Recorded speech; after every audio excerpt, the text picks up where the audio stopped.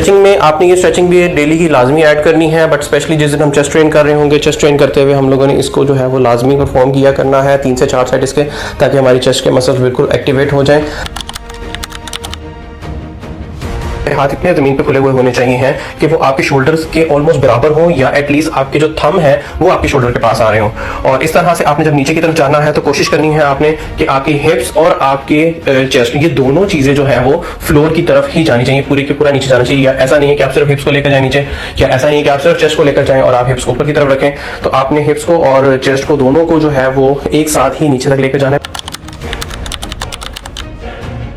तो बटरफ्लाई करते हुए भी, चाहे आप वार्म अप कर रहे हैं, चाहे आप मेन एक्सरसाइज कर रहे हैं, उसके अंदर बटरफ्लाई करते हुए फॉर्मूला ये होगा कि आपने अपनी सीट की सेटिंग इस तरह से करनी है कि आपके थंब आपके शोल्डर से नीचे ही रहें, थंब आपके शोल्डर के बराबर नहीं जाने चाहिए, जिस तरह से आपने ग्रिप की हुई है। और उसको जब आप जो है अपने आर्म्स को खोलेंगे, चेस्ट को स्ट्रेच करवाएंगे, तो आपने इस तरह से स्ट्रेच करवाना है कि आपकी जो एल्बोज है वो पीछे जाते हुए वो बेंड हो, थोड़ी सी बेंड होंगी तो आपके चेस्ट के जो मसल्स हैं वो ज्यादा स्ट्रेच होंगे, फाइबर ब्रेक होंगे, ब्लड एंड ऑक्सीजन का फ्लो अच्छा आएगा। और आपने आगे लाते हुए थोड़ा सा स्पीड से जो है वो लेकर आना है और उसको आगे स्क्वीज करवाना है अपने मसल को। अंदर स्ट्रेट बेंच प्रेसेस किए जा रहे हैं, करने का तरीका कार इसका भी वही है कि आपने कमर की आर्क बना लेनी है। जब आप डंबल्स को नीचे की तरफ लेकर जाएंगे तो आपने अपने चेस्ट से ज्यादा बाहर नहीं निकालना, शोल्डर्स की रेंज के अंदर अंदर रखना है आपने, और ऊपर ले जाते हुए आपने थोड़ा स्पीड में लेकर आना है ताकि आप पुश कर सकें, अपनी चेस्ट को स्क्वीज करवा सकें। और इसके भी आपने 12 से 15 रेप्स जो है वो करने हैं। स्पीड का बड़ा अहम किरदार है। आपने नेगेटिव मूवमेंट हमेशा जो है उसको स्लो रखना है, पॉजिटिव मूवमेंट को उससे डबल रखना है, ताकि मसल को आप ज्यादा से ज्यादा जो है वो पंप कर सकें, प्रेशर दे सकें। स्ट्रेट बेंच फ्लाइंग डंबल कर रहे हैं, और इसमें भी तरीकाकार यही है कि आपने अपनी कमर को आर्क बनाकर रखना है। ये देखिए नीचे जाते हुए चेस्ट को फुल स्ट्रेच करवाया जा रहा है, ऊपर की तरफ चेस्ट उठ रही है, और ऊपर लाके डंबल्स को करीब तरीन लेकर आया जा रहा है, पर उसको जोड़ नहीं रहे। इस वीडियो में हम लोग इंक्लाइन डबल प्रेसेस कर रहे हैं। इंक्लाइन डबल प्रेसेस के लिए सबसे पहले तो आपकी सीट की एडजस्टमेंट होना बहुत ज्यादा जरूरी है। आपने कोशिश करनी है कि सीट जो आप इंक्लाइन के लिए जो सेटिंग करेंगे वो आपकी 40 से 45 के एंगल के ऊपर होनी चाहिए। दूसरे नंबर पे जब आप उसके ऊपर बैठेंगे तो आपके ग्लूट्स, आपके शोल्डर ब्लेड्स और आपके हेड 3 टच पॉइंट्स जो है वो सीट के ऊपर आपके होने चाहिए हैं। उसके अलावा आपने अपनी कमर की आर्क बना लेनी है अच्छे से। डंबल्स को नीचे लाते हुए आपने बिल्कुल शोल्डर के बराबर लेकर आना है, ताकि चेस्ट आपका जो है वो मुकम्मल स्ट्रेच हो सके।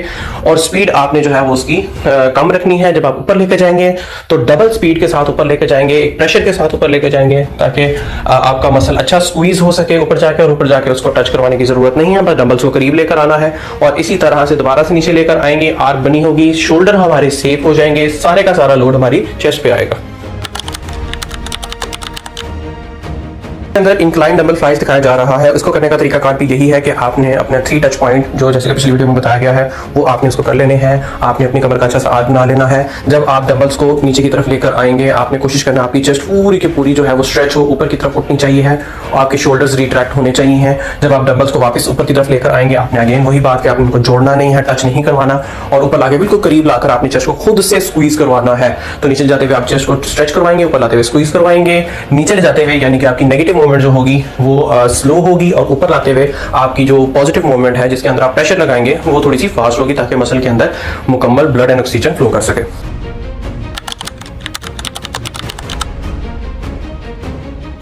इस वीडियो के अंदर आपको ओवरहेड डंबल्स जो है वो करके दिखाए जा रहे हैं।